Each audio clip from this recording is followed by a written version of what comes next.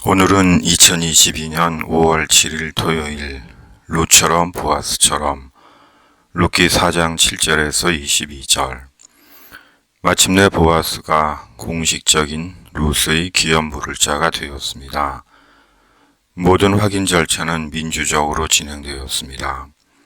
보아스는 자기보다 우선권이 있는 기업 물을 자의 의견을 물었고, 보아스보다 우선권이 있던 기업 물을 자 역시 자유롭게 선택을 했습니다. 그것이 모두에게 좋은 마음을 주었고, 성문에 모여있던 모든 백성과 장로들은 보아스를 진심으로 축복했습니다. 11, 12절.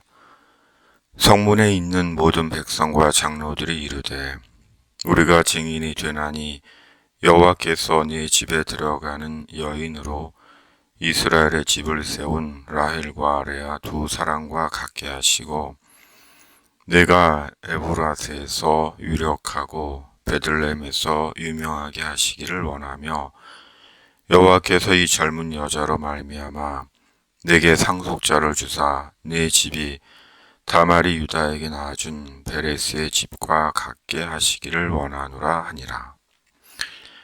고대 이스라엘은 하나님에 대한 신앙 안에서 하나의 운명 공동체였습니다. 물론 지금도 세상 모든 나라의 국민들은 하나의 운명 공동체입니다. 특히 보아스 시대 이스라엘은 하나님을 믿는 신앙 안에서 친족들 간에 서로 책임을 지고 협력하는 혈연 공동체였습니다. 친족이라고 무조건 책임을 떠맡거나 강요하고 강제한 것이 아니라 존중과 합의를 통해 서로 도우며 가정과 공동체를 유지하던 하나님의 공동체였습니다. 하나님을 믿는 신앙적 삶은 강요나 강제나 억지가 아닙니다. 당사자의 의견은 무시한 채 무도하게 규정과 관습으로 밀어붙이는 강압적인 삶이 아닙니다. 협의와 논의 가운데 사람의 생각과 의견을 존중합니다. 그러므로 하나님을 믿는 신앙은 매우 민주적입니다. 그러나 언제부터인가 왜곡된 권위가 신앙을 억압하고 신앙적 삶을 통제하곤 합니다. 특히 보이는 성공에 매여 있는 경우에는 더하기도 하고 심지어는 절대적입니다.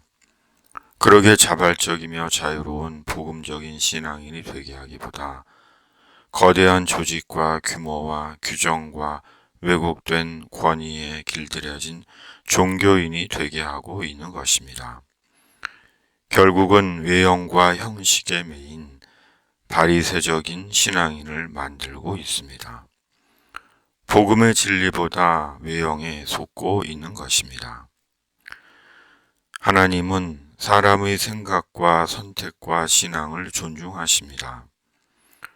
하나님은 분명 우리에게 하라고 말씀하시지만 우리가 하지 않는다고 야단치시고 벌 주시고 위협하시는 분이 아니십니다.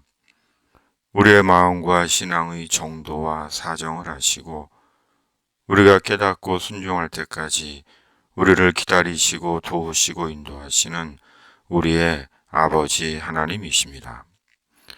문제는 깨닫고도 하나님의 말씀과 명령을 존중하지 않고 심지어 무시한다는데 어리석음과 교만과 위험이 있는 것입니다.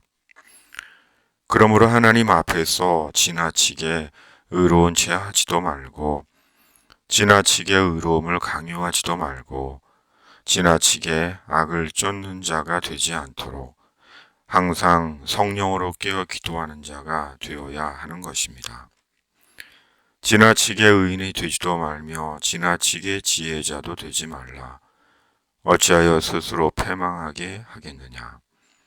지나치게 악인이 되지도 말며 지나치게 우매한 자도 되지 말라. 어찌하여 기한 전에 죽으려고 하느냐. 전도서 7장 16, 17절. 드디어 보아스와 룻은 부부가 되었습니다. 하나님 앞에서 사람을 귀히 여기고 존중하는 마음과 선함과 진실함이 마침내 결실을 본 것입니다. 그리고 훗날 그 가문을 통해 예수 그리스도께서 오신 것입니다. 사람을 귀히 여기고 존중하는 마음과 선과 진실은 즉시 그 결실이 보이지 않을 수도 있습니다.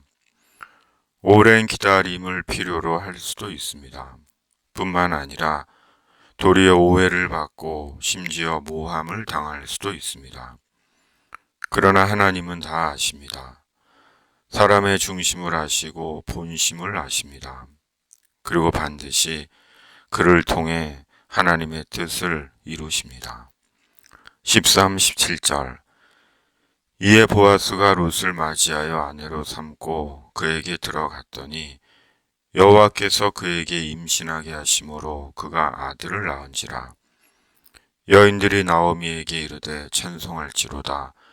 여호와께서 오늘 내게 기업 물을 자가 없게 하지 아니하셨도다. 이 아이의 이름이 이스라엘 중에 유명하게 되기를 원하노라. 이는 내 생명의 회복자이며 내 노년의 봉양자라.